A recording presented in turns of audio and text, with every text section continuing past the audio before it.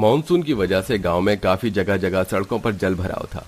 साथ ही कच्चे घर के लोग बारिश से परेशान थे। कुछ तो अपना घर छोड़कर कहीं और रह रहे थे। उन्हीं में से सरला का एक परिवार बहुत परेशान था। वो कच्ची झोपड़ी में अपनी 5 बहू बेटों के साथ रह रही थी।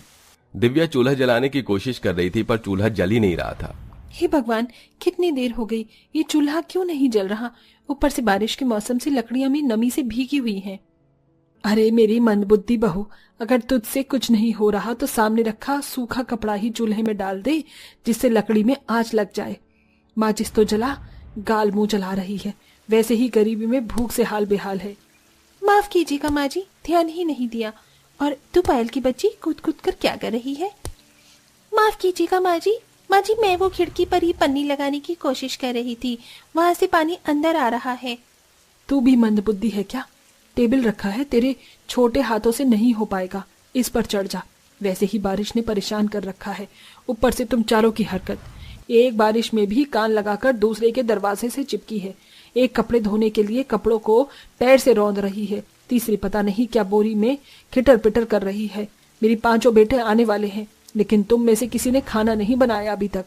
बारिश का पानी धीरे धीरे अंदर आ रहा है, कोई सफाई करेगी या नहीं? ए राखी, निशा बहू को घर में बुला। जी माँ जी, मैं आती हूँ अभी। राखी निशा को बुलाकर लाती है और दिव्या आखिरकार कपड़े से चूल्हा जलाकर रोटी पकाना शुरू करती है। इतने में तेजस्विनी बड़ी सी प्लास्टिक लाती है। क्या हुआ माँ जी, आप मुझे क्यों बुला रही थी? काम से बचने के लिए तू बारिश में बाहर थी ना, और अगर सरिता को पता चल जाता। तू उसके घर की बात कान लगाकर सुन रही है, फिर क्या बोलती? अरे माँ जी, आप नहीं जानती, वो हमारे बारे में कुछ उल्टा सीधा बोलकर चुगली कर रही थी, इसलिए मैं बस वही सुनना चाहती थी, लेकिन कुछ भी समझ में नहीं आया। बारिश इतनी तेज की जो हो रही है। अंदर चल, वरना मारूंगी तुझे एक। सॉरी माँ जी। और तेजस्विनी बहू, तू क्या कर रही है इतनी देर से? इन चारों की तरह तू भी बिगड़ गई है क्या? नहीं माँ जी, मैं तो इन सारी बोरियों को जोड़कर तिरपाल बनाने की कोशिश कर रही थी। ये देखिए, कल हमारी झोपड़ी से थोड़ा पानी टपक रहा था, शुक्र है अभी नहीं आ रहा, लेकिन मैं इसे लगा दूंगी, क्योंकि तेज बारिश हो गई तो घर में पानी भर जाएगा। हाय रब्बा, एक तो ही समझदार बहू है इस घर में, जो घर के बारे में सोचती है, वरना ये चारों जितनी बड़ी हैं उतनी निकम्मी है। न घर में कुछ खाने का पता चल रहा है, ऊपर से बारिश की दिक्कत। 5 बेटों का काम भी इतना अच्छा नहीं चल रहा कि पकौड़े भी बनाकर खा पाए। माँ जी, आप परेशान मत होइए, जैसे बारिश कम होगी तो 5 जन का काम अच्छा जमने लगेगा। माँ जी, खाना बन गया, आइए खा लीजिए। ये क्या, आज भी बस प्याज और रोटी? हाँ माँ जी, खा लीजिए, 3 दिन से प्याज खा रही है, कल तो प्याज भी नहीं मिलेगी। अब इससे ज्यादा और गरीबी के क्या दिन आएंगे? माँ जी, ऐसा भी तो हो सकता है कि हमें 2-4 दिन बाद भीख मांगनी पड़ जाए, ये तो सबसे ज्यादा बुरा है। क्यों? हे भगवान, एक लंगड़ो एक काणी, मैं इकली से आनी। अरे राखी बहू, तेरे में अकल है कि नहीं? होती तो ऐसी बात नहीं करती तू। साथ देने की बजाय मजे ले रही है। छोड़िए माँ जी, गुस्सा मत होइए, तुम चारों से मैं परेशान हूँ। तेजा बहू, तू भी इनकी संगत में ही रहती है और उनकी तरफदारी करती है। जैसे तैसे सब खाना खा लेते हैं और बाहर तेज बारिश होने लगती है। इतने में 5 बेटे आ जाते हैं। बाप रे बाप, भीग गए। हे भगवान, घर में पानी टपक रहा है, कोई तो कुछ करो, सीढ़ी भी नहीं है, कैसे छत का पानी रोकें? अरे निशा, जरा बर्तन लगा दे जहाँ जहाँ पानी टपक रहा है, और सब बैठकर खाना खा लो।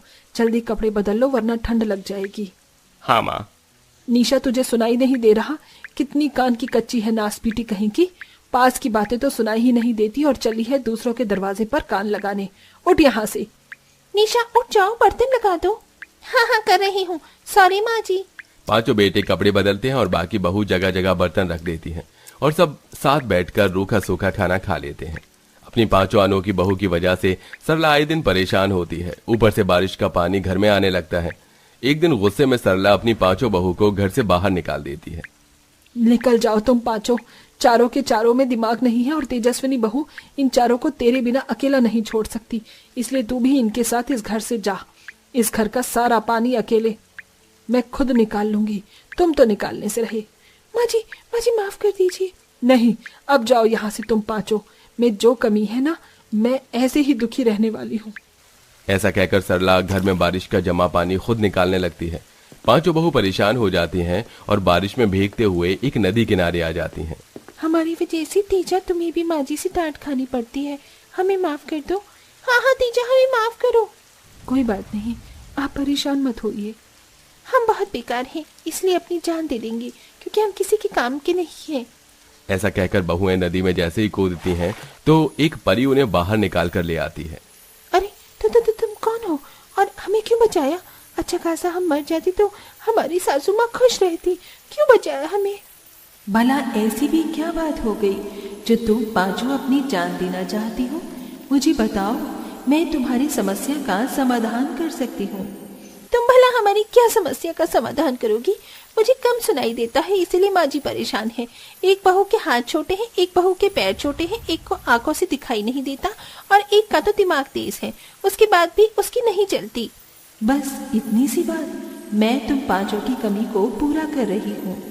परी अपनी जादू की छड़ी घुमा देती है, जिसकी रोशनी से छोटे पैर वाली बहू बड़ी बन जाती है। छोटे हाथ वाली के हाथ बड़े हो जाते हैं, कम सुनाई देने वाली के कान बड़े हो जाते हैं, जिससे उसे ज्यादा सुनाई देने लगता है, और तेज दिमाग वाली और भी ज्यादा चतुर बन जाती है, और चौथी की आंखों से जादू होने लगता है। क्या आपने हम सबको जो बताया सच में ही ऐसा ही होगा? हाँ, तुम अपनी आंखों से जादू करके देखो, उस सेब को तोड़ने की कोशिश करो। ठीक है। दिव्या अपनी आंखों से उस सेब को देखकर उस पेड़ में अपना सिर मारती है, जिससे उसके लग जाती है। मेरे सर में लग गई, कुछ भी तो नहीं हुआ, सेब टूटा भी नहीं। अरे दिव्या, अपनी आंखों से उस सेब को घूर कर देख, तेरी आंखों से जो रोशनी निकलेगी उससे जादू होगा। ठीक है, अब मुझे समझ आ गया। दिव्या उस सेब को घूर कर देखती है, तभी उसकी आंखों से रोशनी निकलती है और सेब खुद ब खुद टूटकर उसके पास आ जाता है। अरे वाह, ये तो सच्ची में कमाल कर गया। देखा, मैंने कहा था ना। इतना कहकर वो परी वापस पानी में चली जाती है और पांचों बहू खुशी से अपने घर जाती हैं। बारिश का पानी घर में भर गया था और सास अभी भी पानी निकालने में परेशान थी। पांचों बहू घर पहुंचती हैं, उनके ऊपर हुआ जादू किसी को दिखाई नहीं देता कि तभी घर में तो बहुत पानी भर गया है, छत से भी पानी टपक रहा है, हम क्या करें? देखो, अब हम सबके पास जादू है। तुम्हारे लंबे पैर हो सकते हैं राखी, इसीलिए मैंने वो जो बोरी का त्रिपाल बनाया था, अपने पैरों की सहायता से बिना सीढ़ी के इसे लगाओ। और हाँ, तुम्हारे लंबे हाथ हैं पायल, तो तुम उसका साथ दो। ठीक है।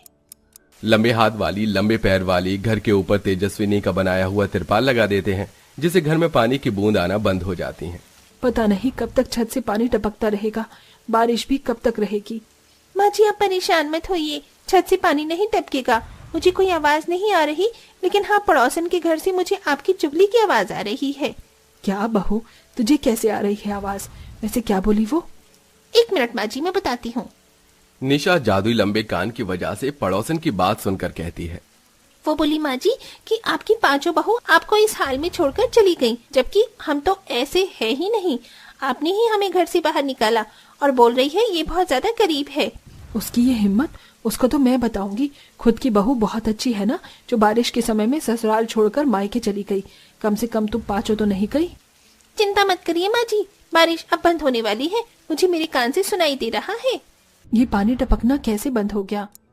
माँ जी, हमने अपने लंबे हाथ और पैर से झोपड़ी के ऊपर तिरपाल जो लगा दिया है। अरे वाह, तुम लोग तो होशियार हो गए, लेकिन ये कमाल हुआ कैसे? माँ जी, अभी मेरा कमाल तो देख लीजिए। दिव्या अपनी दृष्टि से पानी को इतना घूर कर देखती है कि जादुई रोशनी से सारा पानी घर के बाहर खुद धीरे धीरे चला जाता है और घर बिल्कुल सूखा हुआ मिलता है। अरे वाह, ये कैसे हुआ? जादू माँ जी, जादू। अब से आप अपनी चारों बहू को और मूर्ख नहीं कह पाएंगी। आप सब लोगों को भूख लग रही होगी ना, ये लीजिए खाना। अरे ये इतना सारा स्वादिष्ट खाना कैसे आया? मैं बताती हूँ माँ जी। जाते वक्त निशा ने अपनी तेज कानों से उनकी परेशानी सुन ली थी। अरे मैं तो बर्बाद हो गया, मेरा इतना सारा ढाबे का राशन कहाँ चला गया, और पैसे का भी कोई हिसाब किताब नहीं है। ऐसे तो मेरा ढाबा ही बंद हो जाएगा, ऊपर से बरसात से अलग नुकसान हो रहा है, ग्राहक नहीं रहे। अंकल जी, हमने आपकी बात सुन ली। आप मुझे बताइए कहाँ आपसे गड़बड़ हो रही है, मैं आपका हिसाब लगा दूंगी। और आपकी राशन को मैं ढूंढती हूँ और मैं आपके ग्राहकों को बुलाऊंगी। तभी तेजस्विनी अपने तेज दिमाग से ढाबे वाले का सारा हिसाब किताब लिख लेती है। उसके पैसों का पता चल जाता है और दिव्या राशन वाली जगह पर अपनी आंखों से दृष्टि डालती है, जिससे उसे अनाज की सही जगह पता चल जाती है और वो लाकर दे देती है। तीसरा, ग्राहकों को बुलाने के लिए राखी और पायल सर्कस की तरह करतब करने लगती हैं, जिससे लोग आकर्षित होते हैं और ढाबे पर खाना खाने लगते हैं। उन अंकल का काम हमने इतना आसान कर दिया कि उन्होंने हमें महीने भर का राशन दे दिया, और ये स्वादिष्ट खाना भी। अरे वाह बहू वाह, तुम पांचों तो बहुत अच्छी निकली। मैंने तुम्हें न जाने क्या क्या कह दिया था, पर तुम सच में अनोखी बहू निकली हो। चलो सब मिलकर खाना खाएं। पांचों बेटे भी आ जाते हैं और सब एक साथ मिलकर खाना खाते हैं और पांचों बहू अपने अनोखे जादू से हमेशा